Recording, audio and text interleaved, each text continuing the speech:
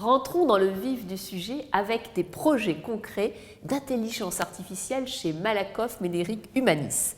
Donc nous avons déjà un projet en transition qui sera présenté par Odile, un projet de tablette et de dématérialisation de documents afin d'accélérer le traitement du paiement de la retraite. Et ensuite, nous aurons des projets spécifiques IA qui sont à la fois des projets liés à la détection de la fraude sur l'optique par exemple, ou sur la possibilité d'un départ d'un collaborateur de l'entreprise, et ensuite donc un exemple sur le traitement automatisé des données, on appelle ça les RPA, sur ensuite l'automatisation de documents et sur les voice bots.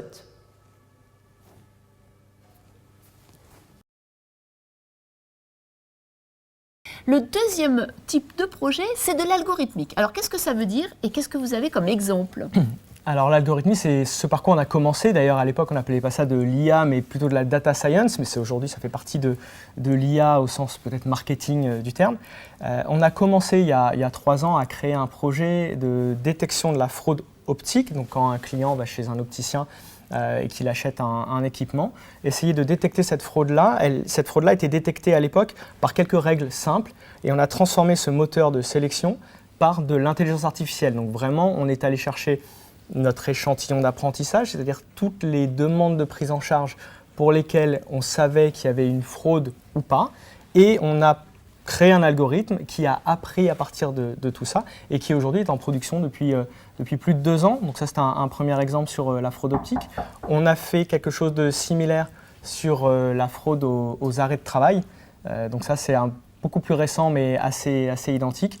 Et un troisième projet qui est assez intéressant, c'est essayer de détecter, toujours grâce à un algorithme et à de l'apprentissage, la propension de nos clients à vouloir malheureusement nous quitter.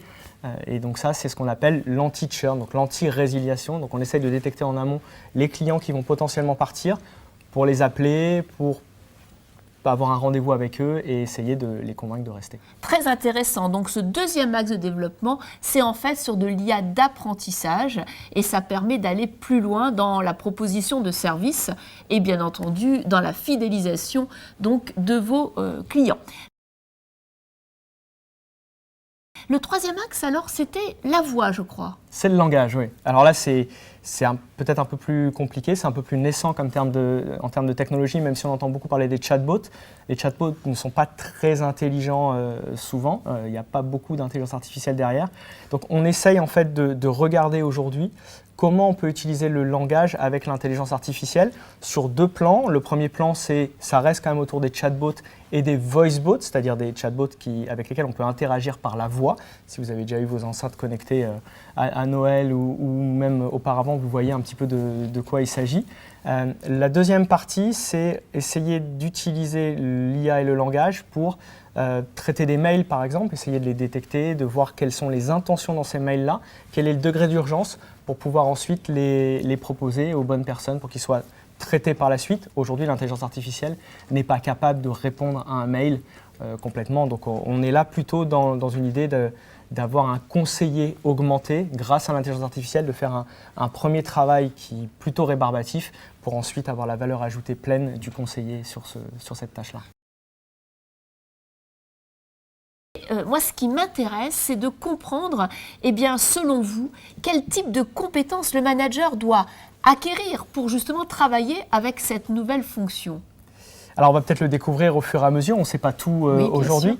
Le manager, de notre point de vue, puisqu'on en est à l'identification de cas d'usage, ce qui nous paraît essentiel, c'est que le manager déjà soit assez familier avec l'intelligence artificielle, déjà en n'ayant pas spécialement peur, il n'y a pas de quoi avoir peur de cette technologie-là. Au contraire, elle va nous rendre beaucoup de services.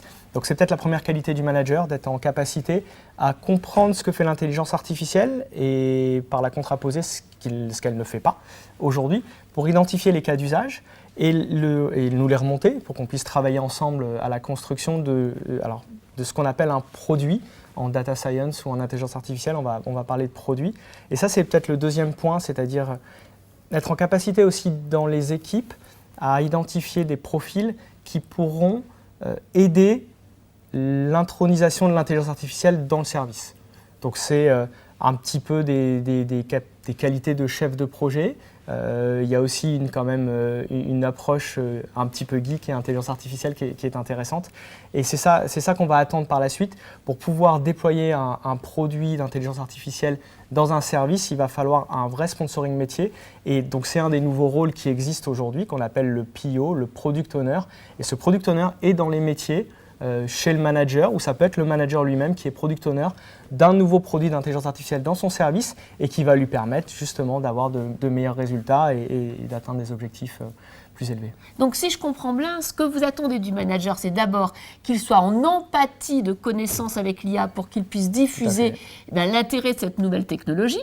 Ouais. Deuxièmement, qu'il soit capable aussi de repérer les projets où on pourrait mettre de l'IA et donc qu'il les fasse remonter à votre direction data. C'est essentiel. Donc, c'est-à-dire comprendre ce qu'est l'IA et comprendre ce que ce n'est pas. Et puis, troisièmement, être capable de travailler avec des data scientists et des personnes techniques de votre direction en tant que product manager peut-être pour accompagner le projet de développement et d'accompagnement. Alors sur ce dernier point, c'est à peu près ça, sauf que le product manager va être plutôt de notre côté. D'accord. Donc le travail en direct avec les data scientists peut se faire de notre côté. Nous, ce qu'on attend, c'est la partie accompagnement, le lien entre le product manager que vous avez cité et la connaissance métier qui est essentielle, puisque l'intelligence artificielle va permettre d'automatiser des processus qui sont souvent existants. Donc c'est la connaissance métier qu'ils vont conserver et que nous, on a beaucoup moins. Merci beaucoup Gauthier, merci. Nous avons bien compris dans cette interview que le manager est celui qui symbolise le métier, l'opérationnel et qu'il a un rôle indispensable dans cette nouvelle révolution avec l'IA. Merci. Merci. Vous avez, je crois, 2-3 axes, 2-3 idées. Exactement. Déjà, en fait, dans notre activité quotidienne, on a eu ce virage qui est assez important de la digitalisation.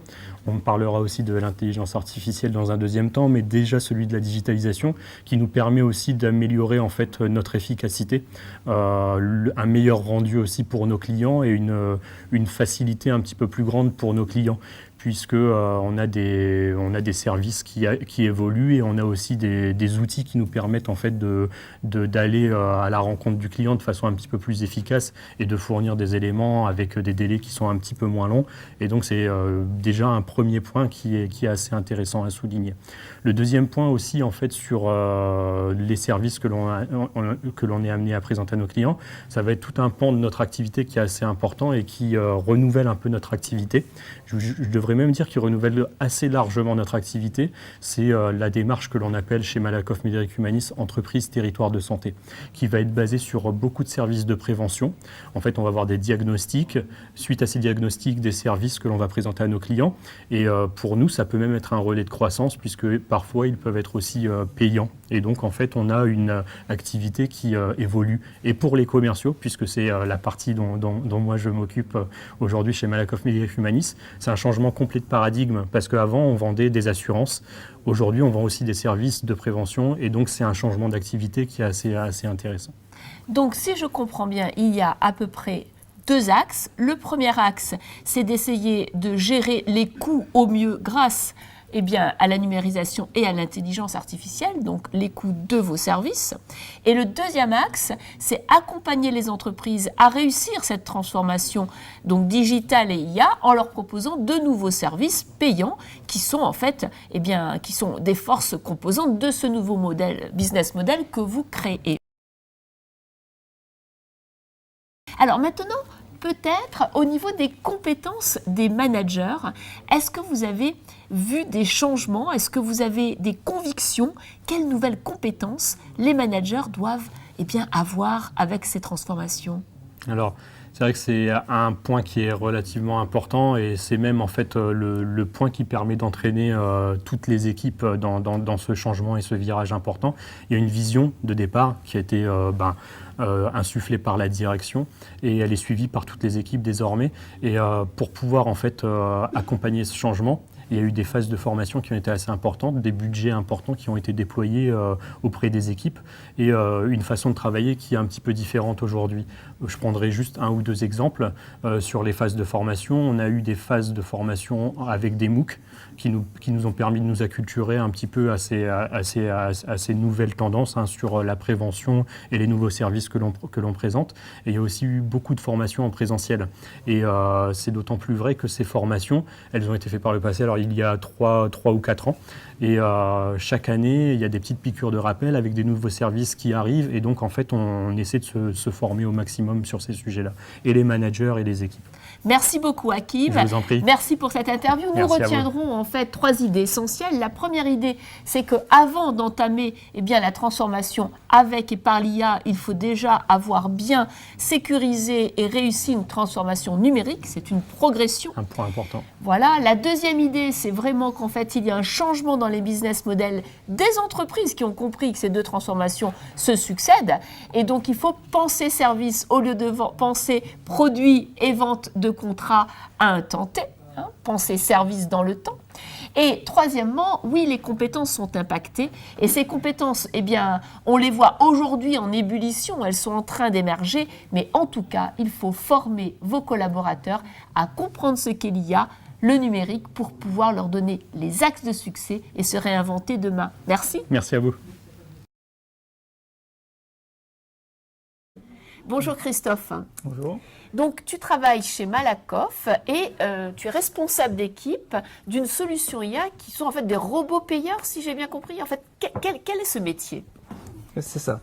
En fait, on a en charge toute une batterie de robots, avec notamment le robot de liquidation provisoire sans études, qui permet aux retraités de ne pas avoir d'interruption de ses revenus et de payer provisoirement son dossier au plus vite. D'accord. Sachant que après ce post-traitement, il n'empêche que les gestionnaires interviennent sur son dossier pour finaliser l'étude de sa carrière. Donc si j'ai bien compris, en fait, on est bientôt à la retraite.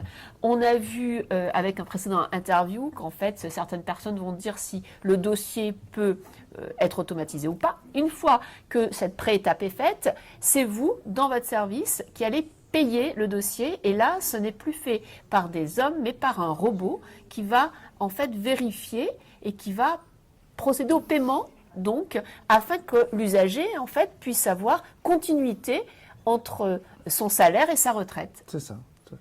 D'accord. Alors, cette solution, en fait, elle est basée sur quel type d'IA? C'est quoi la solution technique? C'est en fait un logiciel? C'est un chatbot? C'est une automatisation? C'est ça. On peut dire que c'est un logiciel où le robot est amené à effectuer un certain nombre de contrôles qui ont été programmés. Et si jamais dans son suivi, il est amené à trouver des incohérences par rapport à ce qu'il est en mesure de faire, à ce moment-là, il rejette effectivement le dossier. D'accord. Donc, en fait, l'intelligence artificielle, elle va scanner, elle va vérifier, elle va donc analyser l'information et mettre des alertes ou alors, si tout va bien, payer. Alors, au niveau des équipes, puisque voilà, vous êtes manager, au niveau des équipes qui faisaient avant, j'imagine, à la main ce type de traitement et qui ont vu aujourd'hui des systèmes les remplacer sur certaines tâches, comment est-ce qu'elles ont vécu cette passation de réalisation quand même? Alors, ce qui nous concerne, ça a été vraiment la création d'un nouveau service suite à l'arrivée de ces automates. Donc, il a fallu trouver notre mode de fonctionnement et s'organiser en fonction des nécessités. Sachant que ce que le robot, lui, ne traite pas, l'équipe, elle, vient en prolongement de ce robot et cette équipe peut, elle, venir aussi payer les dossiers en provisoire quand le robot, lui, par contre, a trouvé un obstacle. Donc cette nouvelle solution technique a abouti à la création d'un nouveau service, donc avec des personnes qui travaillaient chez Malakoff, et donc ça a créé donc en fait de nouveaux métiers. Est-ce qu'il y a eu des nouveaux métiers, on peut dire, entre la gestion du robot, la gestion de ce que le robot ne fait pas? C'est ça. Après, les gens avaient déjà quand même certaines bases, mais qu'on a adaptées en fonction des besoins suite à ces nouveaux outils. Alors, quel serait votre conseil pour qu'en fait, on travaille bien avec ces machines, avec ces robots, quand on est un collaborateur? Quel type de compétences ou de qualités il faut pour qu'en fait, l'harmonie soit réalisée? Comme tout métier, il faut de la rigueur et de l'organisation. Après, le fond de l'activité n'est pas forcément différente qu'une autre activité qui ne fait pas suite à l'activité d'un automate. Est-ce que le contenu des métiers est devenu plus intéressant pour les personnes qui gèrent peut-être des dossiers à risque qui ne peuvent pas être gérés par justement ce robot payeur? Alors ça a effectivement permis à l'équipe de monter en compétences au fur et à mesure du temps qu'on s'est approprié l'outil. L'équipe a pu effectivement progresser dans ses connaissances pour optimiser tout ce circuit de fonctionnement. Merci Christophe. Dernière question par rapport à vous, manager. Si vous aviez un conseil à donner à un manager qui va vivre cette transformation avec l'IA pour pouvoir bien acculturer les collaborateurs, qu'est-ce que ça serait? Un conseil peut-être lié, je sais pas, à la formation, à l'amont, je ne sais pas. Moi, je pense qu'il ne faut pas avoir peur de ces nouveaux outils, au contraire, qui sont des outils d'avenir et qui permettent finalement de créer des nouvelles activités et de pouvoir monter en compétence, vous l'aviez dit. Voilà, libérer du temps aussi pour faire d'autres choses. Ça sera le mot de la fin. L'IA peut nous aider justement à repenser le contenu de nos activités, de nos métiers. Merci Christophe. Merci. Bonjour Odile. Bonjour. Vous travaillez chez Malakoff Médéric et avant peut-être de vous donner la parole, j'aimerais savoir quel est votre métier et comment le numérique et l'intelligence artificielle a changé votre métier. Donc je suis au CICAS du Calvados où nous recevons des personnes qui ont déposé leur dossier pour les aider à le compléter. Et donc nous allons au plus près de leur domicile lors de permanence. Et lors de permanence, nous utilisons des tablettes. Donc ça veut dire que les dossiers, ce sont des dossiers retraite pour nos mookers. Donc voilà, donc vous aidez les usagers à compléter leur dossier retraite. Tout à fait, retraite complémentaire. Complémentaire. Et donc vous utilisez maintenant des tablettes. Oui. Afin d'éviter des impressions papier où avant on prenait leur relevé de carrière et dans toutes les bases qu'on peut avoir. Et maintenant, tout est sur la tablette et lorsque on arrive, c'est donc plus léger d'une part et ça nous permet aussi de photographier les originaux. Livret de famille, relevé d'identité bancaire, avis d'imposition, ce genre de choses, ces documents indispensables à la constitution de leur dossier, mais comme ça, ils repartent avec leurs originaux. Et alors, en quoi le fait d'avoir des nouveaux outils, qu'ils soient numériques ou qu'ils soient donc fondés avec des systèmes peut-être qui intègrent plus des solutions basiques d'IA, a changé votre métier au quotidien? Donc ça nous a apporté une image de marque, de modernité et de professionnalisme vis-à-vis du particulier. Sinon, au niveau du collaborateur, ça lui a permis d'éviter d'abord de ramener énormément de papier. Déjà, rien que ça soulage.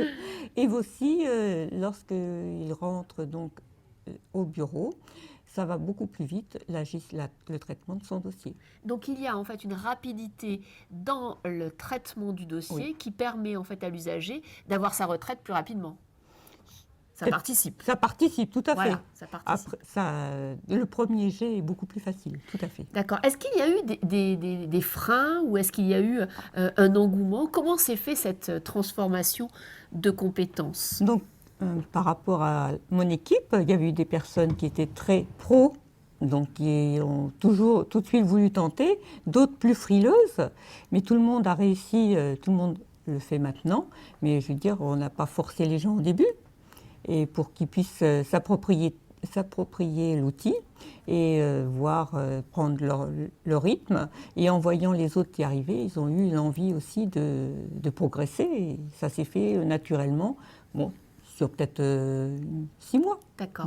Dernière question, Marie-Odile, comment vous pourriez donner un conseil à un manager qui est dans la même situation que vous, dans un autre secteur d'activité et qui doit intégrer ces nouveaux outils? Qu'est-ce que vous avez envie de lui dire pour que ça marche? Surtout beaucoup de dialogue pour dédramatiser la nouveauté. Parce que c'est toujours l'inconnu qui fait peur. Et donc, après, en voyant des personnes y arriver, ça motive. Merci beaucoup. Merci. Alors, que retenir? Il faut retenir en fait l'idée que l'IA n'est pas dans tous les process. On commence par une acculturation au numérique avec des outils basiques tels que la tablette pour pouvoir ensuite, dans un second temps, introduire des outils bien sûr plus matures et peut-être plus performants. Mais dans tous les cas, ce qui est important, c'est de laisser chacun à son rythme prendre la mesure de l'intérêt, de la performance. C'est gagner du temps, avoir plus de professionnalisme, une meilleure image de marque et surtout, le manager est là pour lever les biais et voir où sont les freins pour que le collaborateur puisse bien sûr progresser. Merci. Merci.